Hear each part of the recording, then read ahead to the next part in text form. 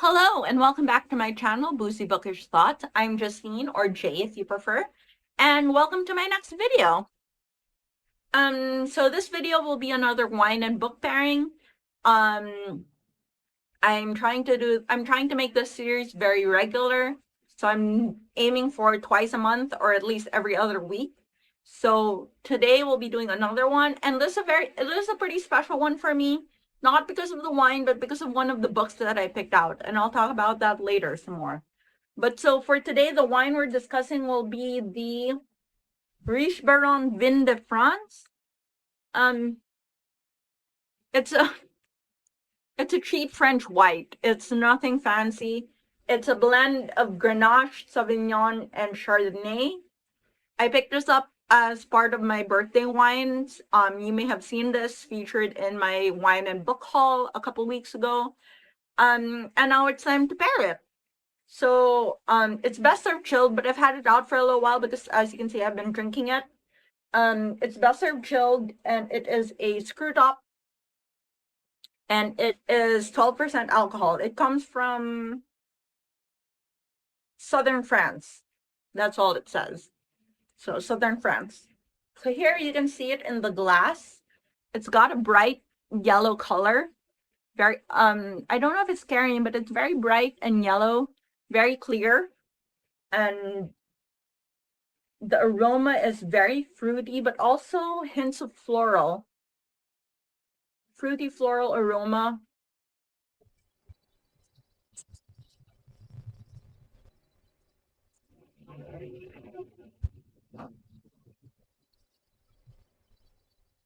It feels kind of heavy on your tongue. It does say on the back of the bottle that it's like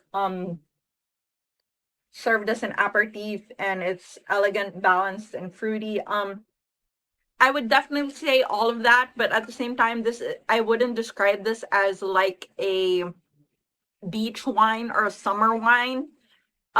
This definitely has a bit more body to it than I would like for a hot summer day.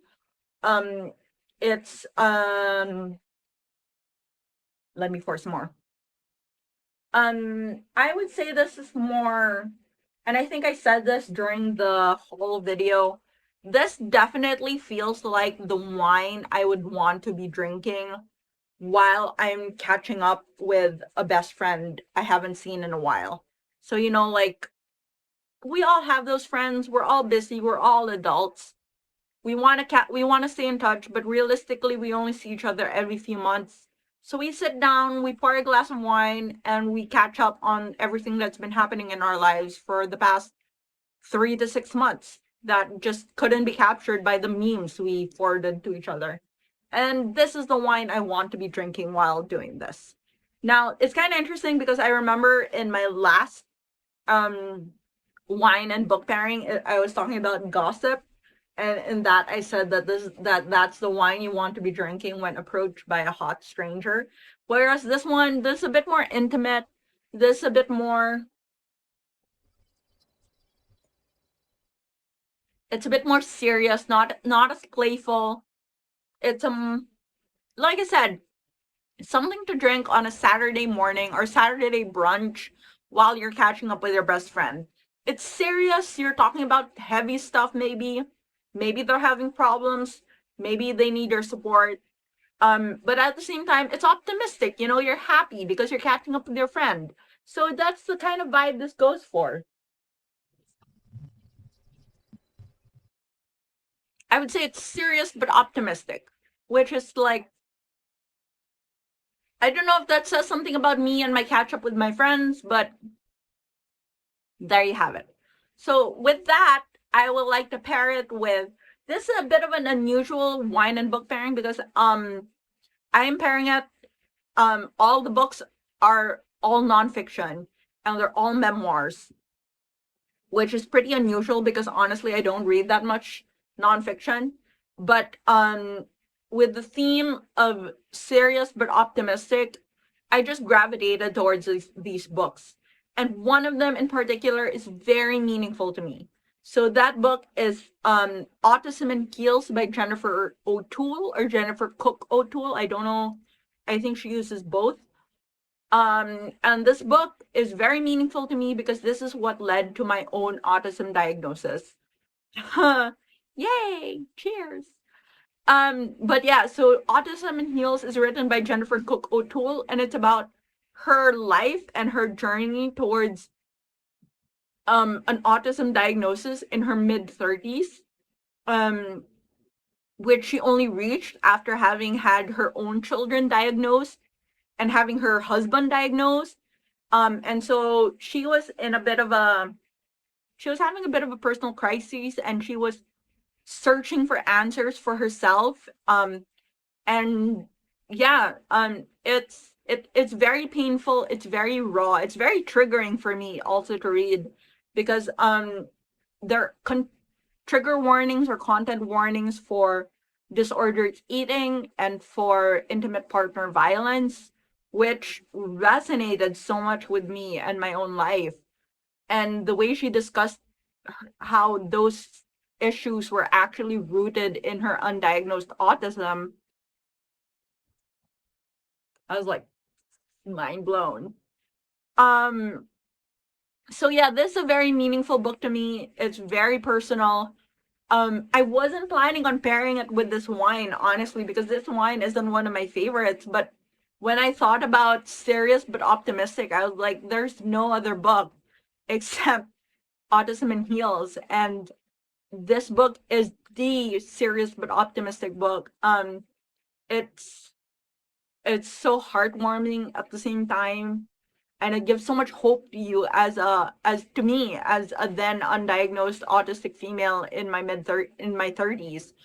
um yeah, it's life changing, literally.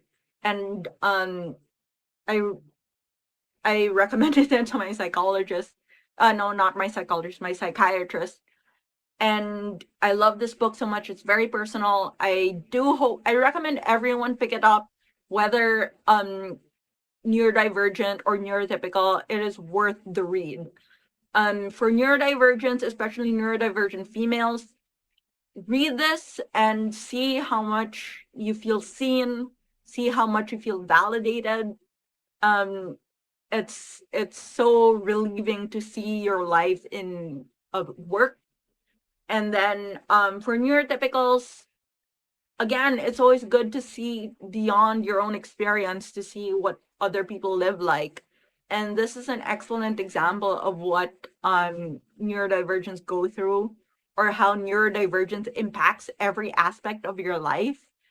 Um, and how it impacts aspects of your life in really, I don't want, the word that comes to mind is insidious ways, but that sounds really evil, but but that's how it is. It's like it impacts your life in ways that are so sneaky, and you don't realize that it's your neurodivergence, but it is.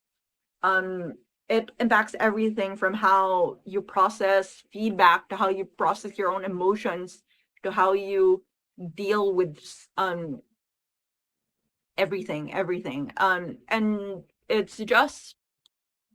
it was a very stressful read for me, but also a very cathartic read. So I can't sing the praises of this book enough. Autism in Heels by Jennifer Cook O'Toole. Please pick it up. And if you do pick it up, you may want to consider pairing it with this wine. That's I'm gonna shut up about this book now. The next two books are books that I both own but haven't read yet, but based on everything I know about the author and about the subject matter, both fit the prompt of serious but optimistic, and they're both memoirs as well. And so the first is Born a Crime by Trevor Noah. So Trevor Noah is perhaps best well known as being the host of The Daily Show. He was pretty well known as a comedian before he accepted that position. Um, and this book is about his childhood in South Africa, where he was born as the child of mixed race parents. He had a white father and a black mother, and that was illegal at the time under the apartheid. And so literally he was a crime once he was born. Um, and so this book details that journey, his journey. Well, it's not a journey, but like his childhood where he had to be hidden literally because he was literal living proof of a crime. And his life as it progressed through the fall into apartheid, and his journey to the Daily Show. So sorry, let me fix the camera. So all of that. Again, this Trevor Noah, he's a comedian, so I fully expected to be tackling very serious issues such as race relations in South Africa during a time when it was incredibly tense, apartheid, and even just the general trials and tribulations of coming of age stories, in a very comedic way, um, and to end on a still optimistic note. So I'm including this and Born a Crime by Trevor Noah. I don't know if this is in my 2020, in my 22 books for 2022, but I certainly hope to get to it soon. The other book is definitely on my 22 books for 2022, and that is Insatiable, Porn, a Love Story by Asa Akira. Now, this book is by Asa Akira, who is one of the most prolific and famous and influential adult entertainers in the industry. So, in short, she's a porn star, and she's a very famous and very well-regarded one.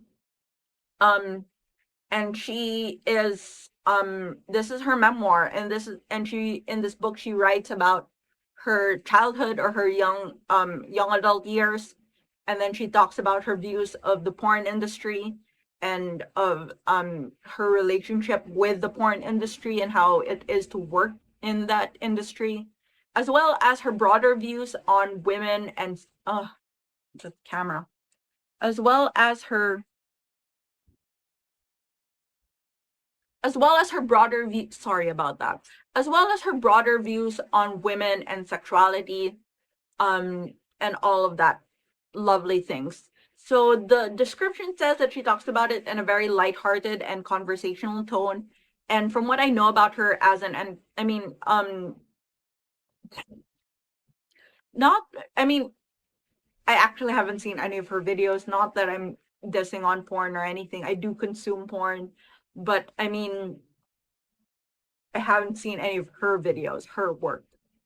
But I mean, in general, I haven't, what I know about the book is that it's written in a very conversational tone, and that it is very, again, serious but optimistic, because it tackles very serious issues about sex, relationships, and women, or the status of women in society. But at the same time, it takes an optimistic tone. So let's fix the camera again. I am so sorry. I am looking to buy a new tripod. If you guys have, if you people have any recommendations for me on the tripod I should get, drop them in the comments. And if you have any recommendations for me for other memoirs that I have to pick up, drop them in the comments. But so those are the 3 memoirs that I would recommend to go with this wine, which fits the prompt, or not the prompt, but the vibe of serious but optimistic. So that is Autumn and Heels by Jennifer Cook O'Toole, a very personal favorite. Highly recommend for any neurotypical or neurodivergent people, just to see what the neurodivergent experience is like, and in particular for women who are thinking they might be autistic but are on the fence and are stressing about it. Read this book, and I promise you it will be life-changing. And then there is Born a Crime by Trevor Noah, and Insatiable, Porn, a Love Story by Asa Akira.